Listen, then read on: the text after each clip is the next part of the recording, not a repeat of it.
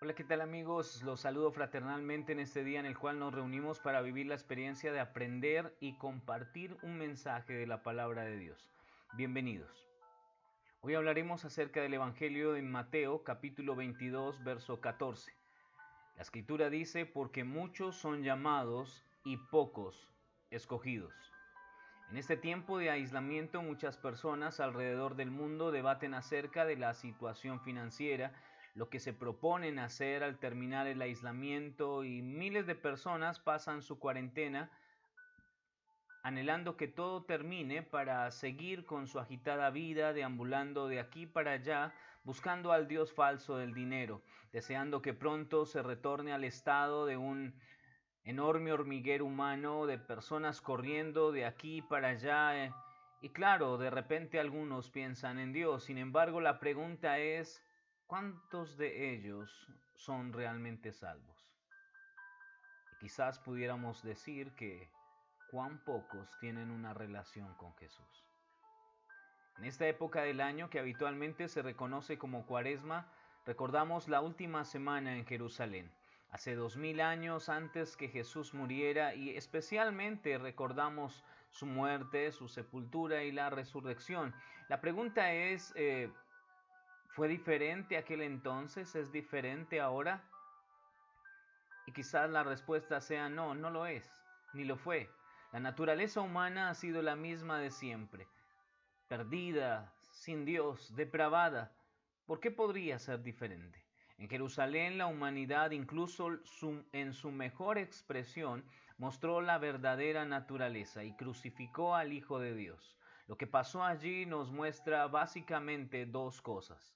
Y la primera de ellas es que hay los muchos que rechazan a Jesús. La gran masa de hombres vive y muere sin salvación. La Biblia dice, no hay justo ni aun uno, no hay quien entienda, no hay quien busque a Dios. Todos se desviaron, a una se hicieron inútiles, y no hay quien haga lo bueno, no hay ni siquiera uno. Romanos 3:10. Una vez más, la Biblia dice, todos están bajo pecado, Romanos 3:9, y todos son hijos de Adán, con un corazón nacido en el egoísmo y en la rebelión contra Dios. De repente, tú también debes identificarte porque eres un hijo de Adán con un corazón nacido en pecado. Alguien puede pensar, no es justo que se pierdan tantos, y la respuesta es, todos estamos perdidos y merecemos ser castigados. Es un milagro de la gracia que alguien se salve, y todos los que se acercan a Jesús reciben esa gracia y son salvos. Nuestro texto dice, muchos son llamados, pocos escogidos. Las grandes masas de personas viven y mueren sin confiar en Jesús. Piensa, por favor, un momento en la gente en Jerusalén en aquella semana. Muchos de los que están a tu alrededor viven la Cuaresma de la misma manera que un día en Jerusalén ocurrió. Quiero invitarle a pensar primero en las multitudes. De seguro le dieron la bienvenida a Jesús mientras cabalgaba a Jerusalén el domingo de Ramos. Se llenaron de entusiasmo y gritaron, Hosana al Hijo de David, bendito el que viene en el nombre del Señor, Hosana en las alturas. La cuestión es, ¿confiaron en el Salvador? ¿O solo gritaban por la emoción? Tal como lo hacen las multitudes hoy en día. Después de todo, Jesús fue la celebridad del momento. Era el predicador que curó a los enfermos y resucitó a los muertos, y tal vez él pudiese liberar a Israel de los romanos. Ellos le aplaudieron y aplaudieron como usualmente aplaudimos a las celebridades, a los atletas de hoy día. Pero 5 días después, cuando Jesús se paró ante Pilato, ellos volvieron a dar voces, pero esta vez diciendo, crucifícale, crucifícale. Y quiero que tenga eso en mente y corazón. Todo fue emoción, no confiaban en Jesús, no había confianza en Él. Las multitudes gritaban por la muerte del Salvador. Y luego pensemos por favor en los romanos. Gobernaron sobre Israel con espada, y nadie podía levantar su mano contra ellos, nadie podía llamarse rey y salirse con la suya, así que crucificaron a Jesús bajo las órdenes de su gobernador, Poncio Pilato. Lo azotaron a él con un fuerte látigo y le quitaron la piel de su espalda hasta que casi murió. Incrustaron gruesos clavos en las manos y en los pies de Jesús. Lo aferraron a una cruz y allí lo dejaron morir en agonía. Pensamos en los romanos como crueles y desagradables quizás, y así lo fueron en su momento, pero dije que era lo mejor de la humanidad la que crucificó al Hijo de Dios, y así eran. Los romanos construyeron un imperio que gobernó durante siglos. La gente todavía hoy habla de eso, y los libros de historia están llenas de las hazañas que ocurrieron en esos momentos. La ciudad de Roma se mantuvo 800 años antes de que cayera y fue el mayor poder de la tierra. Sin embargo, la gran Roma dio a Jesús la muerte de un esclavo rebelde, colgado en una cruz, desnudo, solo cubierto de vergüenza y sangre. Eso fue lo que le hizo lo mejor de la humanidad a Jesús. Ahora, piensa por un momento en el Sanedrín. Esa fue la corte de los rabinos, maestros, eruditos de la Biblia, que dirigieron los asuntos religiosos del pueblo judío. Encabezados por el sumo sacerdote Caifás, eran los mejores de la humanidad. Ellos creían en el verdadero Dios. No habían adoradores de ídolos entre ellos, no habían adúlteros, tampoco borrachos. Eran estrictamente observadores de todos los detalles de la religión y la tradición. Estudiaron profundamente las escrituras del Antiguo Testamento, incluidas las profecías sobre el Mesías. Muchos de ellos sabían de memoria la Torá, los primeros 5 libros de la Biblia. Sin embargo, estos sabios, los hombres religiosos del momento, rechazaron a Jesús porque temían perder sus altas posiciones. Tenían a Jesús arrestado en Getsemaní, lo condenaron a él en un juicio ilegal, y fue solo porque no tenían el poder de matar a un hombre que llevaron a Jesús al gobernador romano. Allí le exigieron furiosamente a Pilato que sea crucificado, sea crucificado. A través del Sanedrín, lo mejor de la humanidad gritó por la muerte de su Dios. Tú quizás dices, no soy como esa gente. No clavé los clavos en las manos de Jesús, no grité por su muerte. Pero tú lo rechazas de todos modos. A través de tu cotidianidad, de tu lucha personal, te apartas de Jesús y puedes pensar que tu caso es excepcional, que eres la excepción, que tienes una buena excusa, pero en tu día a día, al final de cuentas, te vuelves contra Jesús. Piensa en 2 personas específicas, y el caso obvio es el de Judas. Él estuvo con Jesús por 3 años. Se hizo cargo del dinero de los discípulos porque él tenía la bolsa. El dinero era su razón de seguir a Jesús. Sacó dinero para sí mismo porque era ladrón. Un día vio a una mujer tomar una libra de ungüento muy costoso y ungiendo los pies de Jesús estaba invirtiéndolo. Y Judas explotó, no pudo más. Él dijo, ¿por qué no fue este perfume vendido por 300 denarios y dado a los pobres?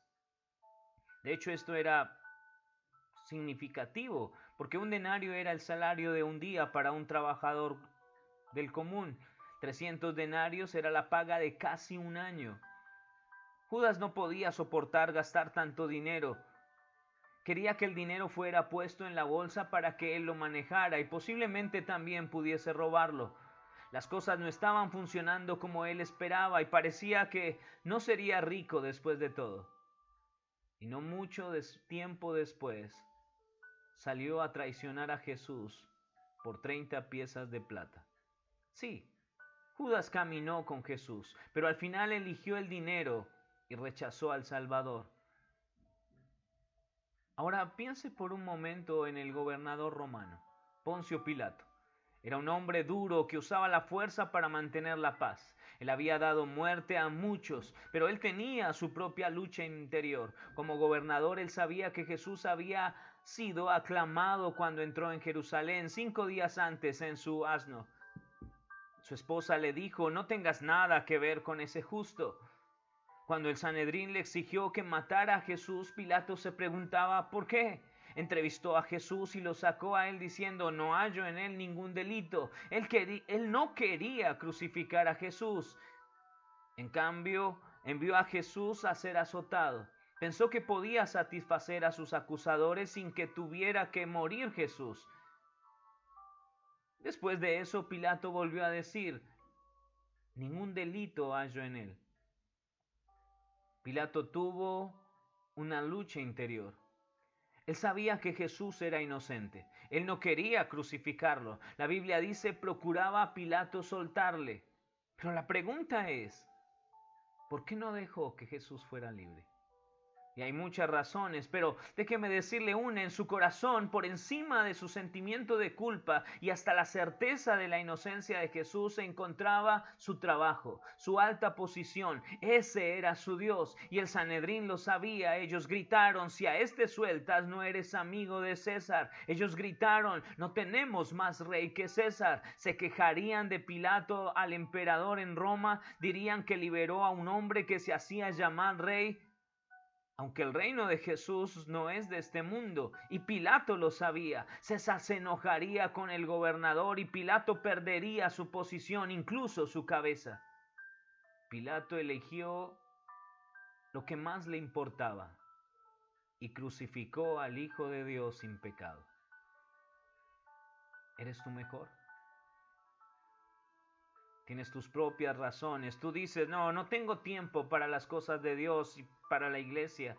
Tengo otras cosas importantes que hacer. Crees que esa es una buena excusa. Crees que eres una excepción, que eres especial, pero eres igual a todos los demás. Todos hemos sido llamados de la misma manera. Niéguese a sí mismo y tome su cruz cada día y siga a Jesús. Te niegas a escuchar a Dios, rechazas a Jesús.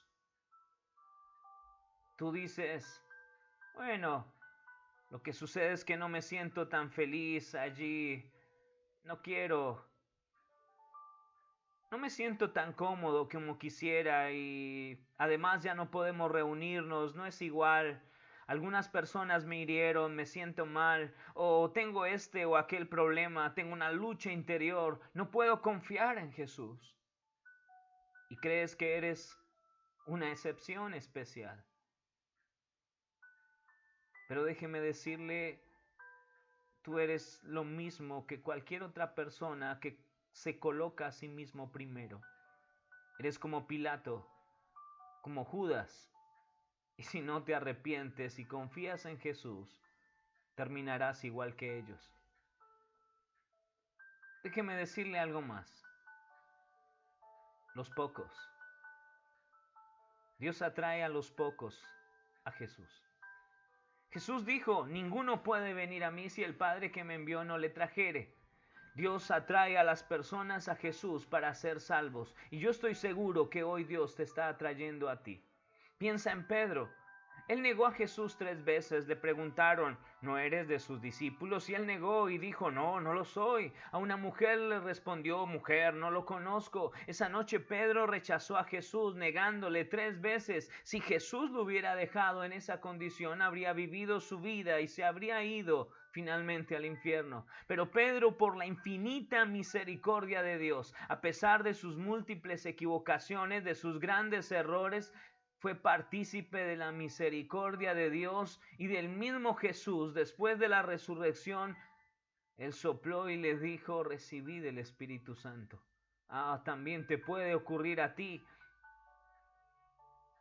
El apóstol Tomás no estuvo allí esa noche. Él no vio a Jesús. Se negó a creer que Jesús había resucitado de entre los muertos. Tomás dijo: si no viere en sus manos la señal de los clavos y metiere mi dedo en el lugar de los clavos y metiere mi mano en su costado, no creeré. Una semana después vino Jesús, estando las puertas cerradas, dice Juan 20:26. Tomás no fue tras Jesús. Jesús vino a él a través de puertas y muros. Jesús dijo a Tomás: pon aquí tu dedo y mira mis manos, y acerca tu mano y métela en mi costado, y no seas incrédulo, sino creyente. Tomás confió en Jesús. Pero el crédito no es de Tomás. No, todo el mérito es para Jesús, quien pasó por las puertas cerradas, quien atravesó aquellos muros, se acercó a Tomás y le ofreció sus propias manos y sus propios pies. Déjeme decirle que en medio del aislamiento de la cuarentena, no importa en cuántos muros o detrás de cuántos te estés ocultando, allí mismo Jesús los atraviesa para llegar a ti. No importa cuántas puertas hayas querido cerrar, Jesús las atraviesa para acercarse a ti y mostrarte sus manos, su costado. He hablado de los discípulos de Jesús, ahora déjeme decirte sobre otro hombre que Dios atrajo. Hablo de un centurión romano, el comandante de 100 soldados, había visto gente asesinada. Él mismo había matado a muchísima gente, había visto tantas crucifixiones que era una rutina para él. Pero vio algo diferente en Jesús. Después de que Jesús murió, el soldado dijo, verdaderamente este hombre era hijo de Dios. La tradición nos dice que este hombre se volvió cristiano. Pero déjeme decirle que esa mañana él no estaba buscando a Jesús, él no estaba pensando en confiar en Jesús. Fue Jesús quien se mostró ante él, quien le mostró quién era él realmente. Sí, la verdad es que Dios escoge a algunos y a menudo gente muy improbable y los atrae hacia él para ser salvos. Así te miró a ti, eras el más improbable quizás, pero él ha fijado su mirada en ti, en tu vida y quiere redimirte, quiere salvarte. Quiere acercarse a ti. Quiere revelar su gloria sobre tu vida. Ahora, quiero hablar de otro hombre que no se menciona hasta mucho después en la Biblia. Era el más improbable de todos. Quizás imposible. Sin embargo, él fue uno de los cristianos más grandes de todos los tiempos. Estoy hablando de Saulo de Tarso, que se convirtió en apóstol, el apóstol Pablo. Su nombre no aparece en los 4 relatos del Evangelio, pero es correcto decir que estuvo allí. Déjeme decirle por qué. Saulo era un hombre muy estricto y además religioso en cuanto a la ley fariseo. Lo menciona Filipenses 3:5. Fue criado en la ciudad de Jerusalén, instruido a los pies de Gamaliel. Él trabajó y estudió tanto que se adelantó a otras personas, a muchos jóvenes de su época, porque él era mucho más celoso de las tradiciones. Muchos eruditos piensan que Saulo era miembro del Sanedrín mismo. Algunos escritores lo mencionan. Es muy probable que él haya vivido en Jerusalén e incluso si él no hubiese tenido su residencia allí, es muy probable que él volviera para celebrar la Pascua como lo dictaba la tradición. Posiblemente él estaba en Jerusalén cuando Jesús entró en la ciudad, cuando Jesús predicó y cuando fue crucificado. Déjeme preguntarle algo. ¿En qué estaba pensando este hombre? Sin duda, estaba en contra de Jesús con todo su corazón y su mente. Él aprobó la crucifixión del Salvador. Sabemos que él era así porque estuvo así cuando Esteban fue apedreado por predicar de Jesús.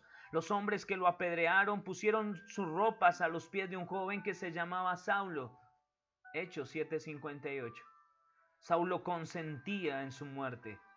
Hechos 8:1. Saulo estuvo a favor de matar a Esteban y luego fue tras los cristianos. Aún más, Saulo asolaba la iglesia entrando casa por casa, arrastraba a hombres y a mujeres y los entregaba en la cárcel. Él fue tras los cristianos con todas sus fuerzas, yendo casa por casa, sacando a la gente, echándola en la cárcel. Entonces Saulo, dice la escritura en Hechos capítulo 9, del verso 1 en adelante, Saulo, respirando aún amenazas y muerte contra los discípulos del Señor, vino al sumo sacerdote y le pidió cartas para la sinagoga de Damasco, a fin de que si hallase a algunos hombres o mujeres de ese camino, los trajere presos a Jerusalén. Se dirigía a otra ciudad para atacar a los cristianos allí. Saulo era un enemigo acérrimo de Jesús. Se llenó de odio y persiguió a los creyentes con tremendo celo.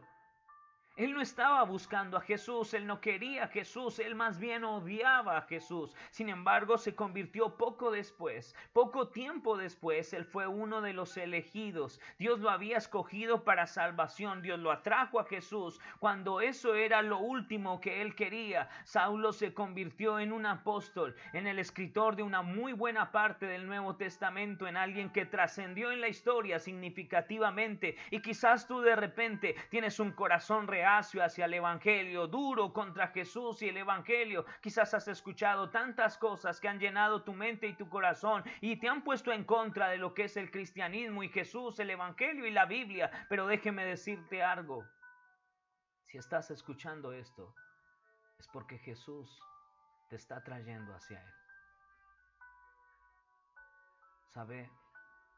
Saulo no vino a Jesús. Jesús vino a él. Jesús habló a Saulo en el camino a Damasco: yo soy Jesús a quien tú persigues. Saulo fue despertado en ese momento y unos días después se convirtió para llegar a ser un apóstol. Pablo no tomó el crédito por su conversión. De hecho, nunca habló de la grandeza de su propia confianza o de la nobleza de su corazón. Todo lo contrario, unos años después, Pablo escribió: pero cuando agradó a Dios, que me apartó desde el vientre de mi madre y me llamó por su gracia, revelar a su Hijo en mí. En esas pocas palabras, Pablo le dio toda la gloria a Dios.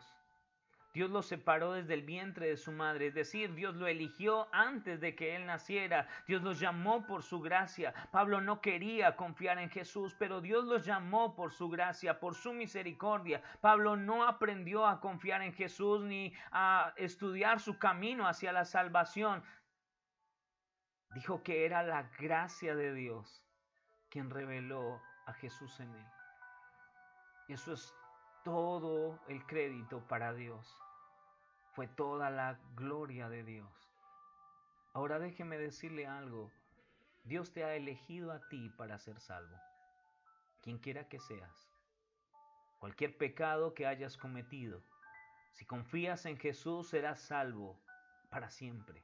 Jesús murió en la cruz para pagar por tu pecado. Él derramó su sangre para lavar tu pecado. Resucitó de los muertos para darte vida y conquistar la muerte para siempre. Si confías en Jesús, serás salvo.